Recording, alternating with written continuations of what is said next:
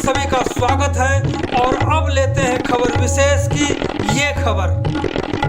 Channel को आर्थिक समर्थन देने के लिए फोन नंबर 9041098248 का उपयोग कर सकते हैं। अब हम उस छित्तरों से बचना है और ऐसे छित्तर मारने वालों को बिल्कुल कतई वोट नहीं देना चाहिए किसी को भी।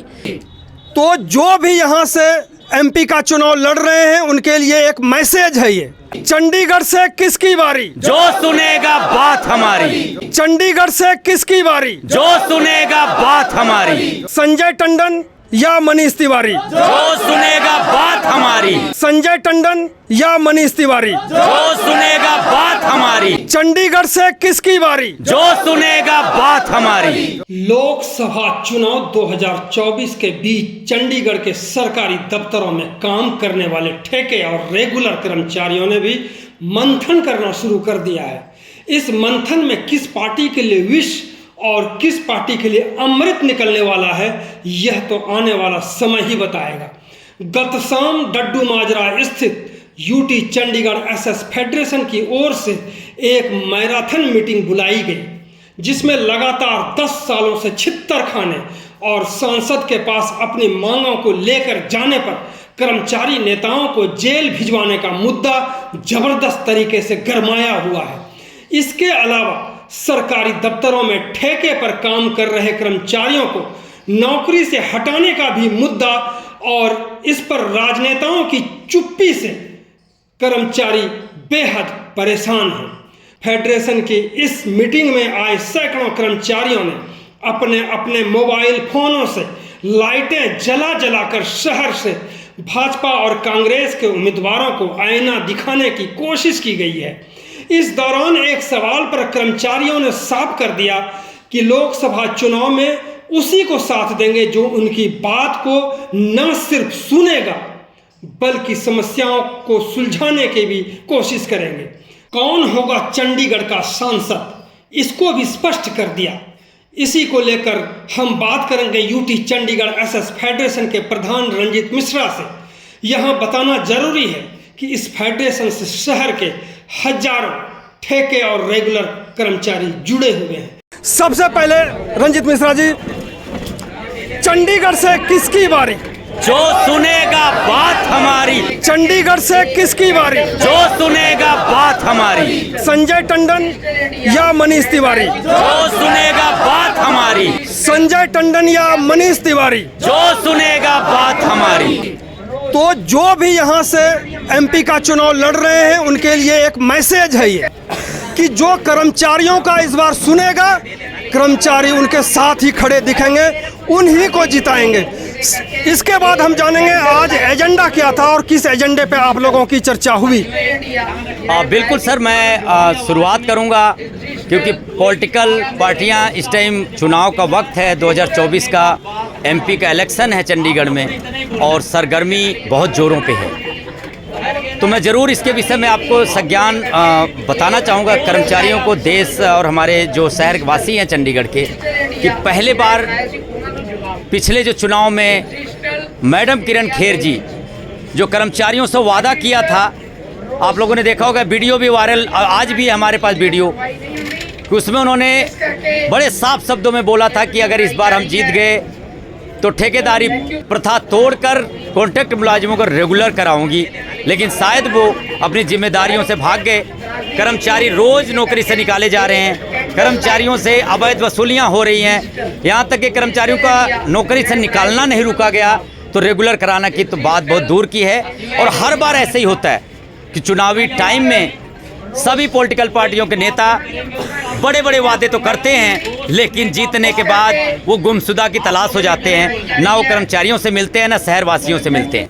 तो ये समस्या ये पुरानी है और इस बार हम बिल्कुल कर्मचारियों का नुमाइंदगी करते हुए अध्यक्ष होने के नाते इस बार कर्मचारियों को बिल्कुल ठगने नहीं देंगे, किसी नेता को बिल्कुल झूठ नहीं बोलने देंगे। जो कर्मचारियों के हित के लिए बात करेगा, वोटिंग उसी को कर्मचारी करेंगे और उसी का समर्थन करेंगे। आज के एजेंडे की बात मैं करूंगा साथियों। आज मैं आपके माध्यम से बताऊंगा जो कर्मचारियों के अंदर आज बहुत रोष है, तकलीफ़ है, गुस्सा है और घर का चूल्हा बुझने का डर है। रोजी रोटी का डर है। कई कर्मचारी निकाल दिए गए हैं, जैसे कि हमारे इंजीनियरिंग डिपार्टमेंट के काफ़ी, चाहे 19 सेक्टर का मेंटेनेंस हो, चाहे 24 का हो, चाहे 26 का हो, चाहे 16 का हो, चाहे चंडीगढ़ के अलग अलग दायरे में जहाँ जहाँ भी मेंटेनेंस है वहाँ सभी कर्मचारी दुखी हैं। ओझा साहब हमारे चीफ इंजीनियर हैं, जिनकी बात शायद एससी साहब नहीं सुनते, एससी साहब की बात एक्शन साहब नहीं सुनते, एक्शन साहब की बात शायद एसडीओ साहब नहीं सुनते, और एसडीओ साहब की बात जेई और मुंशी नहीं सुनते। और अक्सर मैं देखा हूँ कि कई महीनों से, कई सालों से बार बार शिकायत देने के बाद ओझा साहब से आज तक किसी एक ठेकेदार के ऊपर या किसी अपने जेई मुंशी के ऊपर कार्रवाई करते हुए नहीं देखा। अभी सेक्रेटेरिएट वाली बिल्डिंग, मैं बताऊं, ये एजेंडा बड़ा गंभीर है सर।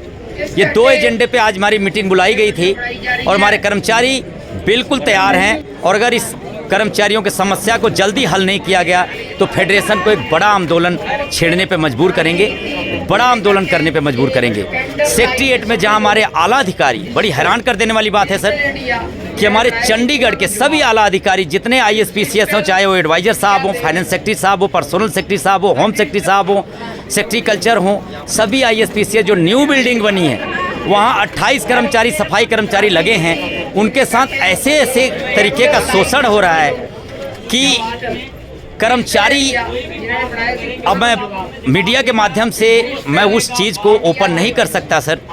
ओझा साहब के बंद कमरों में ले जाके हमने उन लेडीज़ों का फरियाद रो रो के उन्होंने ओझा साहब को बताया, लेकिन ओझा साहब तकलीफ दूर करना तो छोड़िए, दूसरे दिन से कर्मचारियों के ऊपर ही और सतद्दत करना शुरू करवा दिए।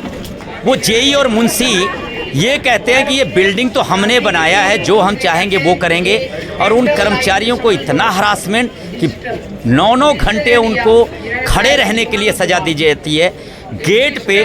और आप देखेंगे सेक्रेटेरिएट का 2 गेट है, न्यू बिल्डिंग जो बनी है, वहाँ 2 लेडीज़ों को खड़ा कर दिया जाता है सुबह से लेकर शाम तक। ना कोई गेस्टेड छुट्टी, ना कोई वीकली रेस्ट, ना कोई CL, कोई भी, और 2.5-3 महीने से सैलरी तक नहीं मिला है। उसके लिए जेई SDO मुंशी की कोई जिम्मेदारी नहीं है। पैसे दे के कर्मचारी लगे और आज भी उनसे ठेकेदार 7,000 रुपये मांग रहा है। बिना सेफ्टी बेल्ट का उनको ऊपर 4-4, 5-5 मंजिली तक चढ़ा दिया जाता है। विद एविडेंस हमारे पास पड़ा है, वो ज़रूरत पड़ने पे मैं सब पेश करूंगा। और कंप्लेन कर्मचारियों ने अपने ऊपर, जो उनके ऊपर अत्याचार हो रहा है, उसको निवारण करने के लिए शिकायत अपने आला अधिकारियों को दिया। तो आला अधिकारी मिलकर, मुझे डाउट है कि कहीं न कहीं, मुझे तो आशंका है कि कहीं न कहीं पूरा अमला जामा मिला हुआ है। नहीं तो आला अधिकारियों को शिकायत देने के बाद एक जेई और मुंशी ना सुधरे या उनकी ट्रांसफ़र नहीं हो सकती। इवन कर्मचारियों की रोजी रोटी खोई जा रही है, उनको नौकरी से निकाला जा रहा है, हर रोज़ धमकाया डराया जा रहा है। तो इसके लिए कर्मचारियों में काफ़ी रोष है। और CP3 हो, चाहे 1, 2, 3, 5 जितने भी इनकी इंक्वायरियाँ हैं, चाहे पब्लिक हेल्थ हो, हर जगह इनका सिस्टम चरमराया हुआ है। ठेकेदार मनमानी कर रहे हैं, पूरा सिस्टम चरमरा गया है। जैसा कि आपने सुना अभी रंजीत मिश्रा जी को, जो चुनाव है, लोकसभा चुनाव, चंडीगढ़ से 1 सीट, मुख्य रूप से 2 उम्मीदवार, क्या इन उम्मीदवारों के पास आप इन एजेंडों के साथ कभी पहुंचे? बिल्कुल, अभी तो नामांकन इनका हुआ है, अभी तो यही नहीं पता था कि कौन, अभी नामांकन नहीं हुआ है। जी, नामांकन नहीं हुआ है, अभी तो कंफर्म नहीं हो पाया है कि कौन सी पार्टी का कौन सा लीडर खड़ा हो रहा है। और इस सभी मुद्दों के लेकर सभी लीडरों के पास हम जाएंगे, जो कैंडिडेट होंगे MP के दावेदार का, और सभी से ही आग्रह विनम्र निवेदन करेंगे कि जो पहले के लीडरों ने जो धोखा किया कर्मचारियों के साथ, कम से कम इस बार ना करें। कर्मचारियों के मुद्दे के लिए जेल भी भिजवाया, धोखा नहीं, जेल भी भिजवा दी। बिल्कुल, मुझे जेल भी भेज दिया गया। 6 इंक्रीमेंट ब्लॉक है, आज भी छिहत्तर भी मारे गए। बिल्कुल, शहरवासियों को, कर्मचारियों को, सभी को 76 भी मारे गए।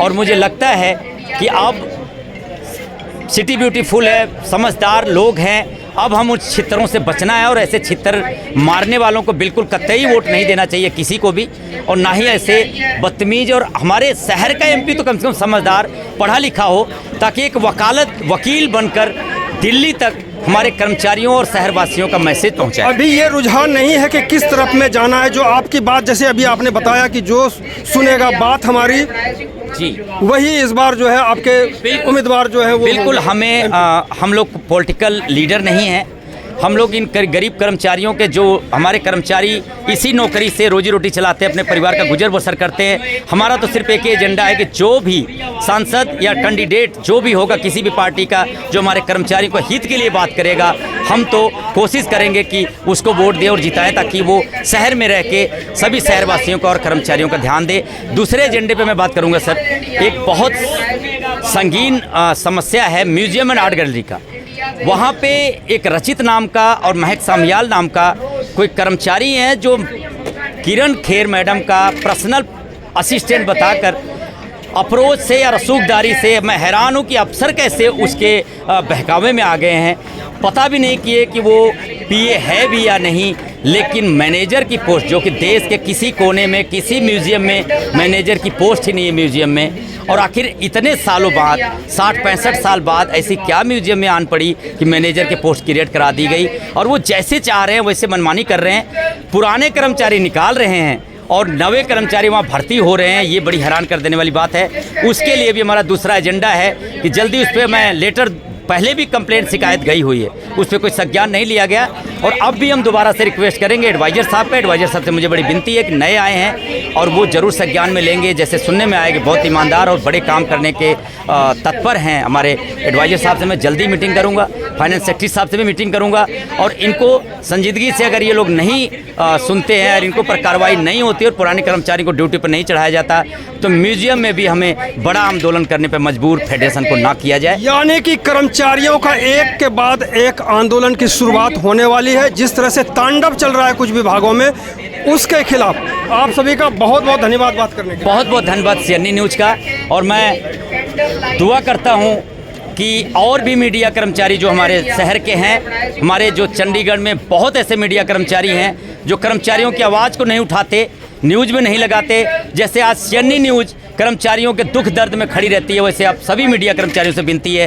कि ज़रूर हमारा सहायता करें, कर्मचारियों की रोजी रोटी बचाने में इनका योगदान करें, ताकि कर्मचारियों की समस्याएं जो अधिकारियों तक पहुंच सके। बहुत बहुत धन्यवाद। सीएनई न्यूज़ के साथ बने रहने के लिए आप सभी का बहुत बहुत धन्यवाद।